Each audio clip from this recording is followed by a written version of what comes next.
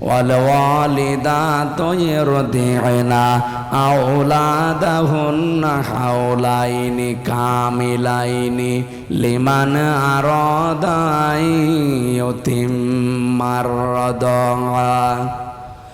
পৃথিবীর মেয়েদের উপরে আল্লাহর আদেশে তাদের বুকের দুধ খাওয়ানো লাগবে সন্তানকে 2 বছর, কিন্তু এই দায়িত্বটা আল্লাহ দিয়েছেন বাবাকে।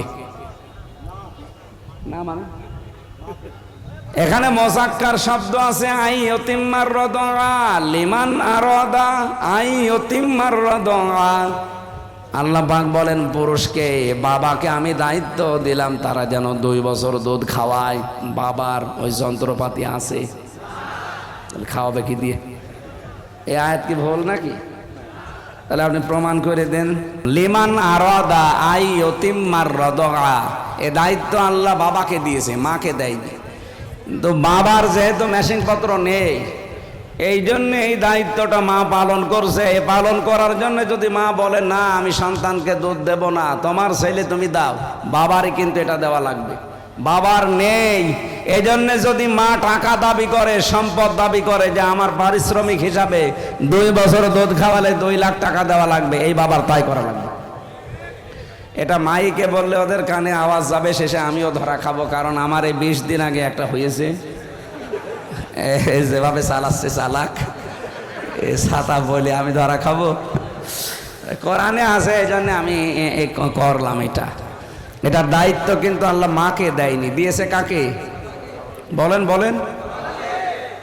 এই জন্য ওই জামানায় যারা জন্মনিত বিশ্ব নবী সহ মায়ের দুধ কিন্তু তারা খেতে পারেনি। বেশিরভাগ তারা ধাত্রী মা, দুধ মা তাদের আলাদা ছিল।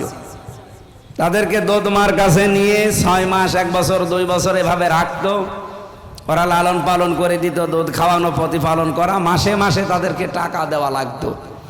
মেয়েরা যদি এখন বেঁকে বসেছে, না যেহেতু জানতাম না এখন জানলাম, আমরা আর স্তনের দুধ দেব না যদি প্রতিটি সন্তানের জন্য 1 লাখ করে টাকা না দেন। শেষে বিয়ে করায় দেশে বন্ধ হয়ে যাবে। আমি এ মাসলা আর কোনো জায়গায় বলবো না, তাওবা করছি, গোপনে বলা ভালো ছিল। সম্মানিত ভাইরা, তাহলে দায়িত্ব পেলাম এখানে, সন্তান আসার পরে 2 বছর দুধ দেওয়া লাগবে মায়ের, কিন্তু এই দায়িত্বটা কার? অবশ্যই আল্লাহর। কোন এলাকায় আসলাম গো? এই দায়িত্ব বাবার। কার? বাবা যদি টাকা পয়সা খরচ করে হলেও দুধ খাওয়ানো লাগে, কাউকে ভাড়া করে খাওয়ান আর আপনার স্ত্রীটা খাওয়ান, টাকা পয়সা দিয়ে খাওয়ালেও খাওয়ানো লাগবে। কারণ এই হক আল্লাহ আপনাকে দিয়েছে, বাবাকে। কাকে? শব্দটা যেহেতু বাবা, মুযাক্কার শব্দ, পুরুষ, মহিলা শব্দ আল্লাহ দেয়নি। হ্যাঁ, মেয়েরা যদি এখন চালাকি করে নিজের স্তনে দুধ জমা রেখে সন্তানকে না দিয়ে বাবাকে যদি বলে ডানো আনো, তাহলে আপনার এই স্তন নষ্ট হয়ে যাবে। কারণ কোনো জিনিস এক জায়গায় জমাট বেঁধে থাকলে ওটা পছন্দ হবে। দুধ আপনার স্তনে আল্লাহ দিয়েছে অনেকগুলো কারণ আছে, এর ভেতরে শুধু এটা দুধ না, এর ভেতরে মহাব্বত, ভালোবাসা আল্লাহ তৈরি করে রাখে। যে সন্তান মায়ের স্তনের দুধ যত বেশি পান করে তার শরীর স্বাস্থ্য তত ভালো হয়, রোগ মুক্ত থাকে, আর মায়ের সাথে তার ভালোবাসা বাড়ে। বাইরের দেশগুলোতে এই সিস্টেম নেই, এই জন্য ওদের সন্তানের সাথে আল্লাহ মহাব্বত নষ্ট করে দিয়েছে।